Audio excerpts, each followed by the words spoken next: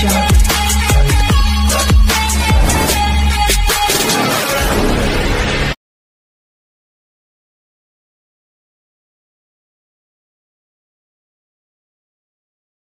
అండి, welcome to our channel. నేను మీ నివాస్ వాల్మీకి.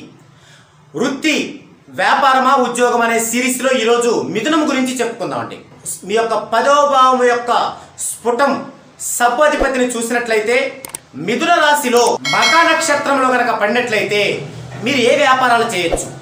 పనిముట్లు, మిషన్ పనిముట్లు తయారు చేయట, ఎలక్ట్రికల్ వస్తువులు వాషింగ్ మిషన్లో తయారు చేయట, మందులు మరియు ఫార్మాన్యూటికల్ ఔషధాలు తయారు చేయట, బ్యాటరీ యాసిడ్ మొదలైనవి చేయుట, టెలిఫోన్, వైర్లెస్, టెలిగ్రాఫ్ వస్తువులు తయారు చేయటం లాంటివి చేయొచ్చు.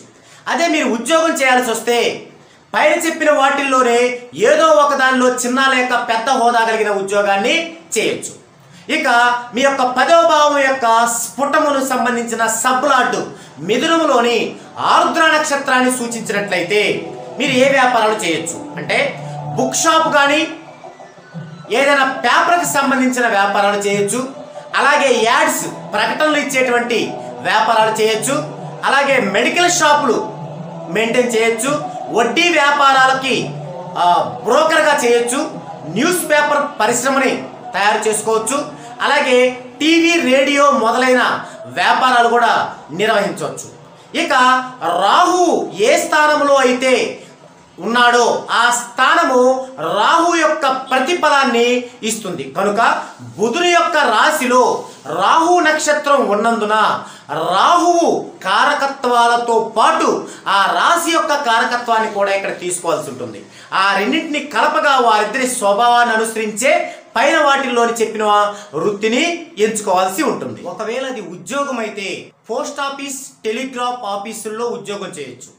రేడియో షాపుల్లో మెకానిక్గా చేయొచ్చు. పురుగు మందులు అంటే పెస్టిసైడ్స్ మందుల షాపుల్లో అసిస్టెంట్గా చేయొచ్చు. న్యూస్ పేపర్ బాయ్గా, న్యూస్ పేపర్ డిస్ట్రిబ్యూటర్గా చేయొచ్చు. 10వ భావం కసుపు గనక మిథునంలోని పునర్వసు నక్షత్రంలో 1, 2, 3 పాదాల్లో ఉంటే అతనేం చేయొచ్చు అంటే సొంత వ్యాపారం అయితే స్వయం ఉపాధిగా, అలాగే ఇంజనీర్గా, జ్యోతిష్యుడిగా, రైటర్గా, కథలు రాసే రైటర్గా, బట్టల వ్యాపారం చేసేవాడిగా, న్యూస్ పేపర్ వ్యాపారం, వడ్డీ వ్యాపారం, ఎగుమతుల వ్యాపారం, కమిషన్ వ్యాపారం ఇలాగే చేయొచ్చు. ఇక ఉద్యోగం విషయానికి వస్తే ఏం చేయొచ్చు అంటే టీచర్ ఉద్యోగం చేయొచ్చు, ఇన్సూరెన్స్ ఉద్యోగం చేయొచ్చు, జీవిత బీమా కంపెనీలో ఒక ఏజెంట్గా చేయొచ్చు, పోస్ట్ మ్యాన్గా చేయొచ్చు, పోస్టల్ డిపార్ట్మెంట్లో ఉన్నతాధికారిగా కూడా చేయొచ్చు, పోస్టల్ డిపార్ట్మెంట్లోనే రాయబారిగా కూడా చేయొచ్చు. ఈ విధంగా ఉంటుంది.